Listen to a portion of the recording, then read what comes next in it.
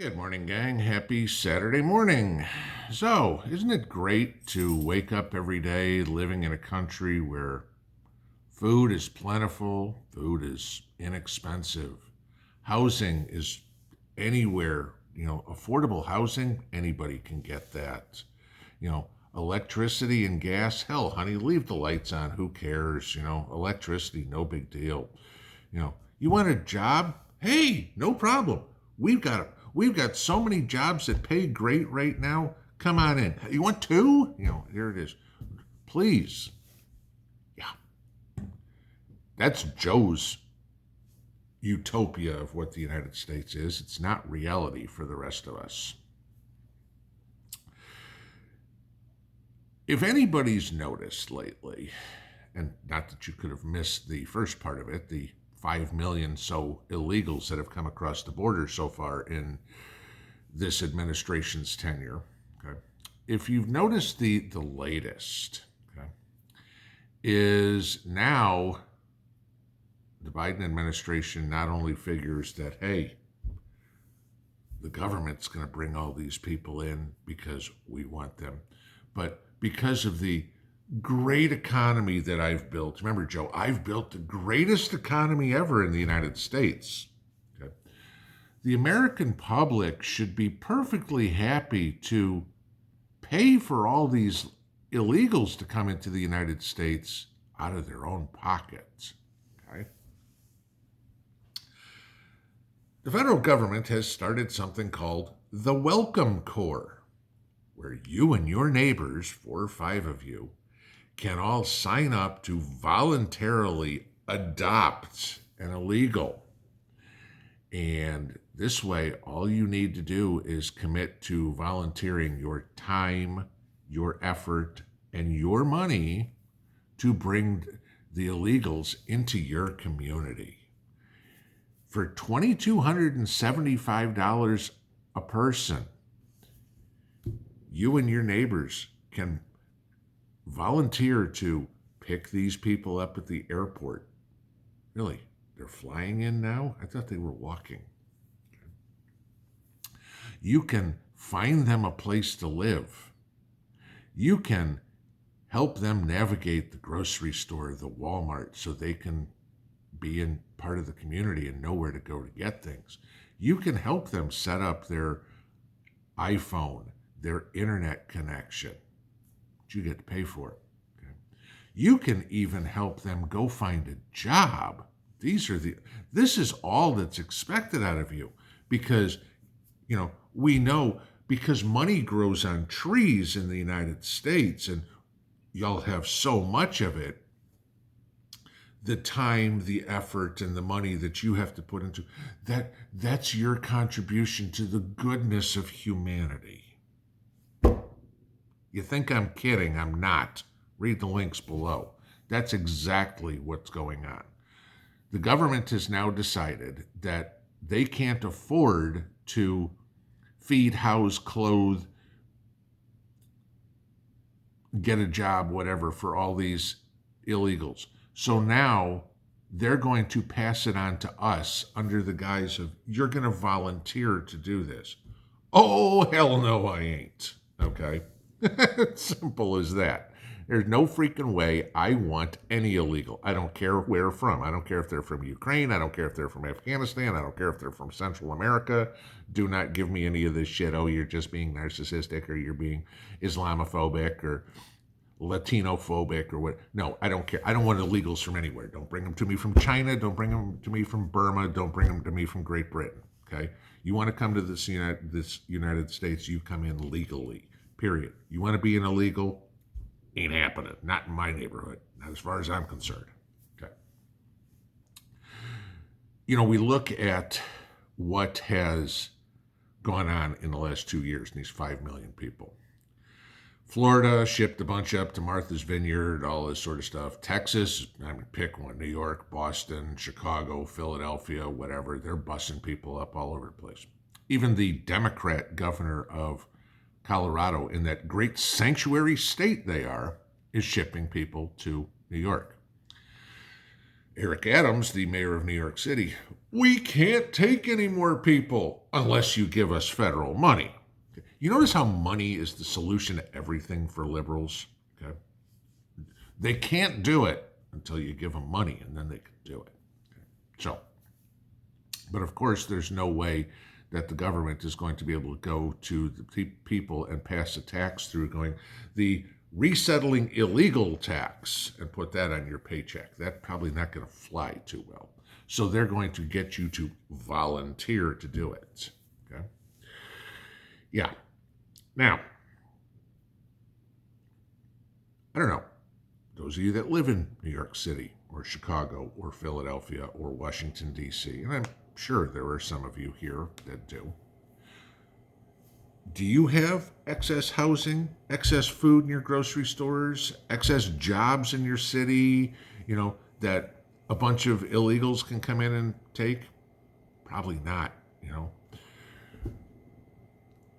We have a big problem in this country where American citizens aren't housed, aren't fed, aren't employed. Are those a priority of this administration? No. Why would those people be? Why would American citizens be the priority for the American government? I don't know. What a wild concept that would be. Do you want all these people coming in and changing your way of life in your neighborhood? Because they will change your way of life. I'm telling you that. I'll give you this. The United States is not the greatest country on the face of the earth because of the dirt under our feet. It's not because, we have an ocean on each side and we have the Rocky Mountains in the middle. That's not the reason. The United States is the greatest country on earth because of the mindset of the people that live here. Both sides, okay? Believe it or not. It's the greatest country on earth because of the government that was originally set up in this country, not the government we have now. The government that we have now could care less about the Constitution. Okay. I give you this. If you took the entire population of the United States and swapped it with the entire population of Botswana, give it a couple of years. Within a couple of years, the landmass that is Botswana would be a first world country, or as close as we are to a first world country at this point. And the landmass that is the United States would be a third world shithole. Why? Because it ain't the dirt, it's the people, okay? The people make your community what your community is. And there's a vast array of communities in this country, whether they are Hispanic, whether they are Asian, whether they are black, whether they are Slavic, whether they are Jewish, whatever. And that's what makes this country, one of the things that makes this country great, is we have some of that diversity. And I know there's people that can say, no, diversity is not a good thing. And sorry, that ain't going to be me. Okay, I think diversity is a very good thing. Allows us to learn a lot more.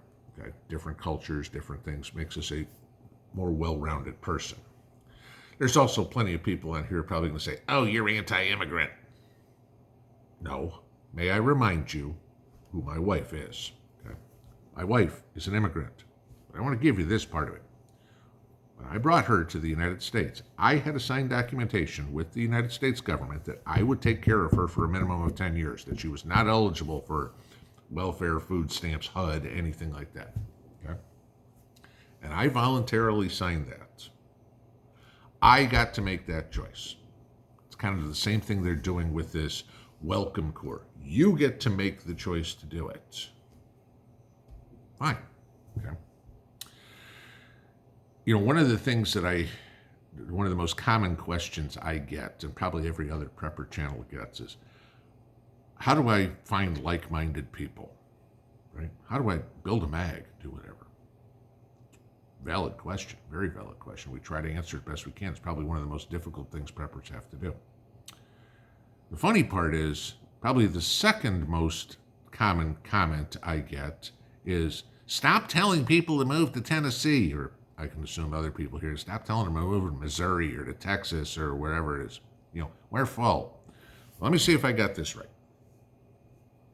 You want to find like-minded people, But you don't want people moving to your area that would be like-minded. Because I'm telling you this, ain't a whole lot of illegals or soy boys or purple-haired freaks that are watching my channel.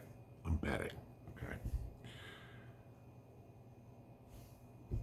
Your community, your immediate area, your town, your neighborhood, whatever it would be, is part of what it is because you're there, okay, and everybody else. There are uber liberal areas, Austin, Texas, Maryville, Tennessee, south of Knoxville. Ain't no freaking way I could live there, all right?